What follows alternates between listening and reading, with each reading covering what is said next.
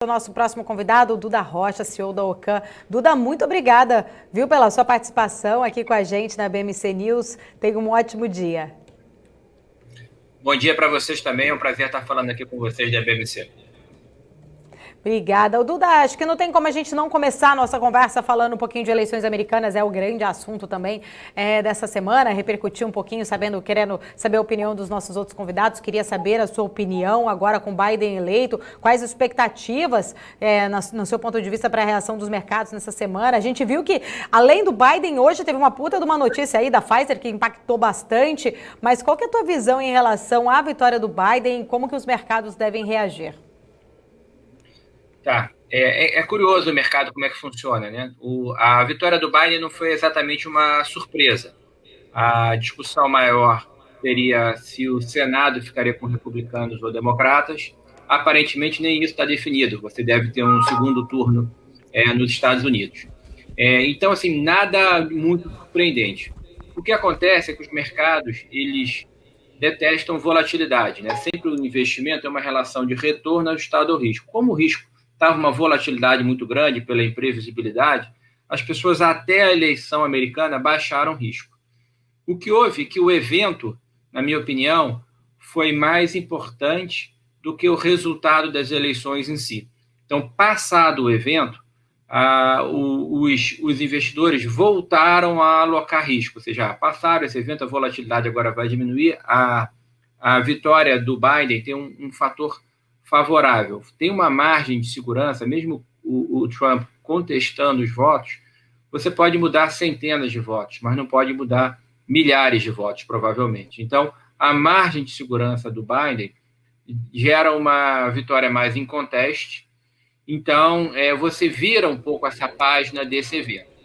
E, na verdade, nós da Ocam temos uma teoria, temos perseguido e tem se confirmado, que com os juros baixos, extremamente baixos no mundo, vai continuar uma alocação para risco. Então, quanto mais olhando para 2021, né? E aí você citou que ainda por cima você teve esse evento da vacina hoje. Então, 2021, se você tem uma possibilidade de uma vacinação até talvez em 2020, mas as pessoas acreditavam mais no segundo trimestre de 2021, se isso vai mais para o primeiro semestre de 2020, primeiro trimestre de 2021, você, vamos dizer, tem um 2021 mais normalizado. Você volta às métricas mais normais. Então, a tendência é os investidores, depois das eleições americanas, voltarem mais para o risco, voltarem mais ainda, porque eles têm um orçamento de risco aí para alocar em dezembro, janeiro, para alocar o risco para 2021. De novo, com custo, oportunidade e juros bem baixos. Então, a gente está otimista. Aí eu vi até que vocês estavam discutindo o tema de tecnologia, a gente acha que o tema de tecnologia é inexorável. Então, nesse primeiro momento, algumas empresas que eram muito ligadas à pandemia e se beneficiaram de tecnologia, podem cair. Te dou um exemplo, a Zoom, no pre-market, né, antes do mercado abrir lá fora, estava caindo 17%. É a típica empresa que se beneficiou totalmente do lockdown. Mas outras empresas, como o tema de 5G, que a gente acha inexorável, uma Apple, por exemplo, que vai ter suas lojas reabertas e com uma consistência de resultado maior, na nossa opinião, não muda nada. Então, a pandemia trouxe, o mundo andou em 6 meses, aí, o que demoraria 2 anos para andar, mas eu acho que nos próximos 2 anos também vai andar o que demoraria 3, 5 anos, porque a evolução de tecnologia está exponencial. Então, num primeiro momento, está tendo uma certa que a gente chama de rotação de portfólio, né? As pessoas estão mais posicionadas, talvez, em alguns setores dominantes. Com a vacina, eles vão para alguns setores que estavam mais desfavorecidos. Mas alguns temas são inexoráveis. Para o Brasil, eu acho que é o tema de tecnologia, as empresas brasileiras com uma vantagem competitiva global. Eu acho que o tema de saúde continua muito forte aqui no Brasil e no mundo, tá? E eu acho que realmente com os juros baixos tem alguns setores também de concessões que dão uma taxa interna de retorno real acima aí até de 10%, também são muito atrativos. Eu queria falar um pouquinho com você em relação a um outro tema que o mundo tem olhado muito para as questões ambientais e de sustentabilidade, né? As empresas estão, parece que, bem mais preocupadas com o tema ESG. Ainda mais agora com essa vitória, na verdade, já concretizada do Biden. E esse é um assunto que deve ganhar muito mais destaque, é uma bandeira que ele defende bastante. Na sua visão, quais são as empresas aqui do Brasil que estão se adequando a isso, no seu ponto de vista? que você fala para a gente desse setor, exatamente dessas empresas voltadas mais para o ESG? Ótimo ponto. Se você for no micro lá fora, eu acho que as empresas de petróleo nos Estados Unidos ainda vão continuar, vamos dizer assim, com um teto de valorização, porque o próprio Biden falou que ele não pretende permitir uma expansão de produção de combustível fóssil nos Estados Unidos, seja carvão, petróleo. Então, esse tema de ESG, por exemplo, especificamente em relação a isso, continua bastante forte. Lá fora, nos Estados Unidos, a gente, inclusive, persegue investimentos em energia alternativa, como o hidrogênio. Tá? No Brasil, a gente também tem algumas, a gente também vê com uma certa cautela os níveis de preço de petróleo, as empresas de petróleo conseguirem se valorizar muito, porque é uma commodity, né? Ou seja, um produto sem diferenciação. Então, esse preço também deve estar com um teto, ou seja, não deve ter uma tendência contínua de valorização. A gente tem olhado algumas empresas que estão focadas em energias alternativas, né? Então, por exemplo, hoje mesmo tem um IPO da empresa que é a Elis, que faz hélices para turbohélices para energia eólica. É uma empresa que a gente está olhando com carinho. Algumas empresas de energia ligadas à produção que tenham no seu portfólio uma produção diversificada e energia também são foco nosso.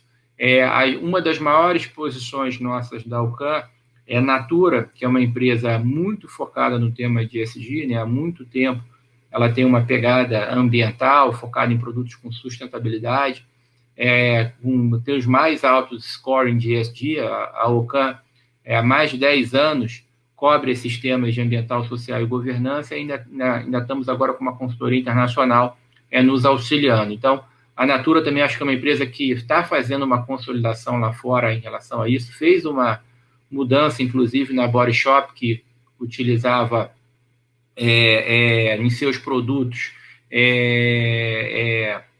que gerava morte de animais, ela mudou completamente essa postura. A Aesop é uma empresa também de alto valor agregado. Então, a Avon, que também foi comprada lá fora, ela está reposicionando completamente a marca. Então, é a típica empresa focada em ESG, que também eu acho que os temas vão ser muito importantes, e para gerar alfa, que significa gerar um valor acima do mercado, vão ter cada vez mais importância. Bom, só para te falar que tem bastante gente elogiando a sua presença aqui, viu, Duda? Vinícius Esteves falando. Duda Rocha, um dos melhores gestores do mercado, qualidade de alto nível na BMC News, como sempre. Muita gente, o Gilberto também falando, parabéns pela iniciativa, sucesso a todos. Muita gente aqui adorando esse bate-papo com você e a gente também. Falando ainda, continuando nesse tema aí, ESG, a gente está falando das empresas que se adequaram, mas eu queria saber o que impacta no lucro das empresas que não se adequaram, aquelas que têm dificuldade em se adequar a essa política social, ambiental de gestão. O que você acha que o investidor deve observar nesse momento em relação a essas empresas que estão adequadas e as que não estão adequadas, por exemplo? É interessante, né? Eu acho que tem dois temas globais que são muito dominantes atualmente. O primeiro é a tecnologia, que a gente falou aqui, e o segundo é ESG. Então, você vai ter três tipos de empresas no mundo. As empresas líderes em ESG em tecnologia, as empresas em transformação em tecnologia ESG e as empresas que vão morrer porque não se adaptaram à tecnologia ESG. Então, isso é muito latente. Acho que vai ser uma condição de investir ou não investir. Vai ser, se você não tiver um patamar alto de ambiental, social e governança, você vai ser não investível. Você vai estar no que os investidores estrangeiros chamam de uma restricted list. Você vai estar restrito e você não vai poder fazer esse investimento. Um exemplo também do ponto de vista macro que o Brasil sofreu é que não existe realidade, existe percepção de realidade, né? E o Brasil não está sendo visto pela comunidade investidora internacional como um país alfa, como um país líder em termos de ambiental, social e governança. Então, eu acho que realmente uma ação governamental ligada para você reverter essa percepção precisava ser mais forte. Enquanto isso não acontecer, você não vai ter fluxo de estrangeiro para o Brasil. Isso não quer dizer que a Bolsa aqui não vai subir, eu estou otimista aqui também, porque a gente ainda acredita que o fluxo das pessoas saindo da renda fixa, a gente continua acreditando que a salvação é pelo risco, né? Assim, ninguém vai ficar satisfeito com juros aí de 2%, vão ter que investir principalmente na Bolsa, a Bolsa mais vai expandir até do que subir, por isso até que a gente gosta, por exemplo, de B3.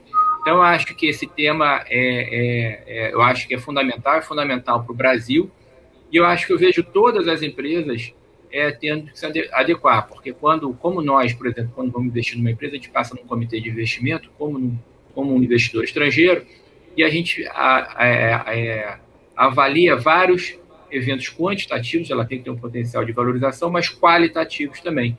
Ela tem que ser uma líder inclusive nesses temas, né? Porque esses temas, quando eles não são atingidos, ou você tem um evento, você gera uma descontinuidade para baixo da ação. E eu, que sou um gestor de clientes de terceiros, esse é um jogo de você gerar surpresas positivas. E tudo que eu não quero, meu cliente não quer, é que tenha uma descontinuidade na rentabilidade dele para baixo, né? Eu quero que gere surpresas positivas. Então, quando a empresa não faz uma ação de governança alinhada com o investidor minoritário, ela tem descontinuidade. Quando ela tem um evento ambiental, ela tem uma descontinuidade. Quando ela tem um evento social, ela tem descontinuidade. Então, isso vai ser, eu acho que é um tema fundamental, mas já era para a Alcan, que é muito preocupado aí com consistência de performance.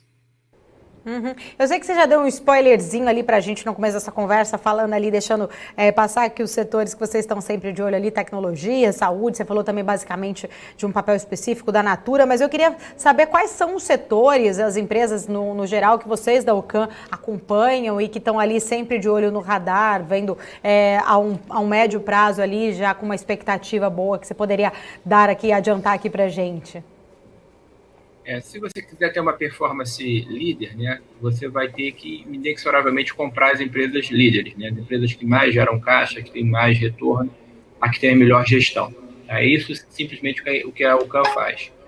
Então, como a gente gosta do tema de tecnologia, a gente foca principalmente nos Estados Unidos e na China, que são países, na nossa opinião, líderes que vão, nessa retomada do crescimento em 2021, vão liderar o crescimento global, na nossa opinião, e aonde você tem mais empresas de tecnologia disponíveis, né? Eu chamo de unicórnios, né? São países continentais que podem desenvolver. Então, eu citei Apple, eu posso citar Alibaba, que também é empresa líder de e-commerce na China. Então, tem uma série de empresas que eu acho que são transformacionais, diversificadas e vão ter um crescimento grande, alavancados por um crescimento global dos Estados Unidos. Daqui para o Brasil, como eu falei, o que a gente persegue é mais interessante a gente perseguir o que a gente persegue nos setores, né? Então, eu comentei um pouco da Magazine Luiza. A gente gosta muito de uma empresa que está numa transformação tecnológica, que é a Via Varejo. Então, a gente, desde o início da reestruturação e mudança de controle, a gente está investido nela. A gente gosta, em termos de empresas com uma vantagem comparativa global, uma Natura ou uma Vale do Rio Doce, que eu acho que está num processo, depois do acidente que foi traumático de Brumadinho, num processo de melhora e de ESG. A gente espera que ela consiga finalmente fazer o acordo com o Ministério Público. E da parte de saúde, a gente gosta muito da Intermédica, que é uma empresa consolidadora em relação a isso. E no Brasil, aqui na parte de concessões, a gente gosta, por exemplo, muito de Energisa, gosta muito de Equatorial, que são as empresas com uma gestão superior, consolidadoras e diversificadas. Eu quero trazer agora o Marcos Saravalli para a nossa conversa, que só eu que estou perguntando para o Duda. Daqui a pouco ele me chuta a canela, viu, Duda? Vou deixar ele falar um pouquinho. Oi, Duda, muito bom dia. Obrigado pelo tempo. Acho que como um analista, quando participa de teleconferência, ele sempre começa assim, né? Fala assim, parabéns pelos resultados, né? Então, hoje eu queria também parabenizar, né, pelos resultados aqui dos fundos. Eu estou falando aqui praticamente dos fundos de ações, né? Tanto o FIA como o Long Bias. Mas eu queria aproveitar aqui um pouco do Long Bias. Eu estou aqui com a cota de fechamento de sexta-feira, tá? Então o fundo está subindo 7,50% contra 12% de queda, 12,7% de queda do Ibovespa, né? Eu queria entender o seguinte, aqui são 3 perguntas em uma só.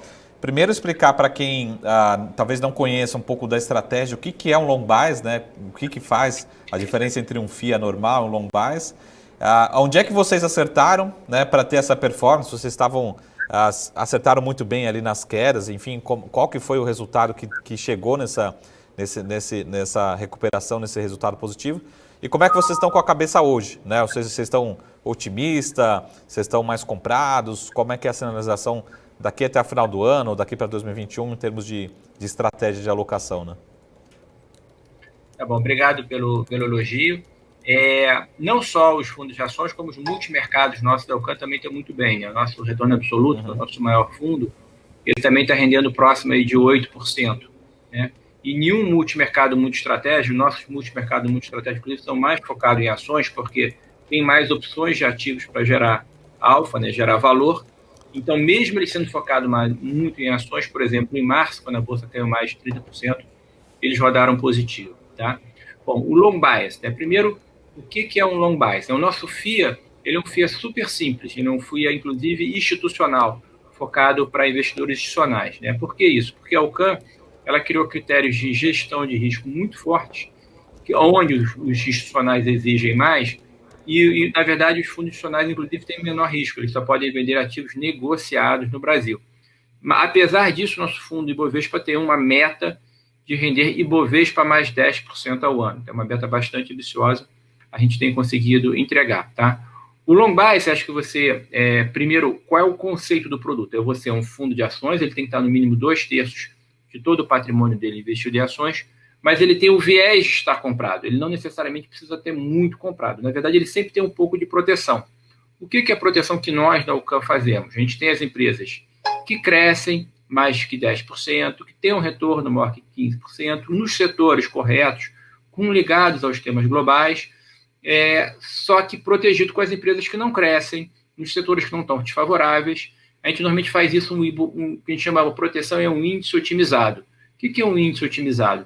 A gente está comprado em algumas empresas do Bovespa, são cerca de 70 papéis no índice, neutro em algumas, a gente neutraliza e deixa uma venda diversificada ali, que a gente chama de proteger o índice sistemático, ou seja, do que você não, mais importante do risco é o que você não sabe, né? O que você tem um risco um pouco ligado ao mercado. Então, é isso que a gente faz, né? A gente tem desde um produto long short, que é mais protegido, e um long bias, que é menos protegido, tá? Então, eu acho que é um produto muito adequado ao mercado brasileiro agora, muito adequado aos investidores. Eu, que tenho todos os produtos da Alcan, tenho aumentado meu investimento no long bias. Por quê?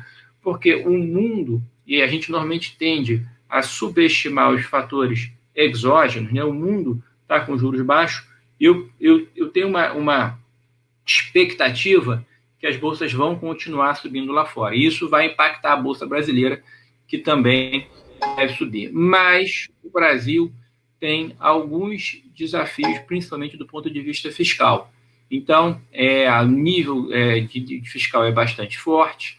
A gente acredita que o câmbio deve ficar sustentado um pouco para cima.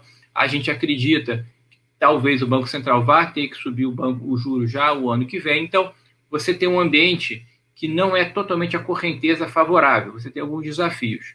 E aí as empresas, nos setores corretos, as empresas com gestão acima da média, é que vão se destacar mais ainda. Então, um pouco de proteção para se o cenário piorar e um pouco, inclusive, de você conseguir até alavancar um pouco nas posições mais favoráveis, é mais favorável ainda. Então, é isso que é a característica do long bias, e eu acho que um pouco de proteção faz sentido agora. Ok, eu queria agradecer bastante a sua participação aqui, Duda, dizer que sempre seja muito bem-vindo, o pessoal aqui elogiando bastante, adoramos o nosso bate-papo, muito obrigada pelo seu tempo aqui, tenha um ótimo dia. Obrigado a você, sorte, saúde e sucesso a todos. Amém. Obrigada.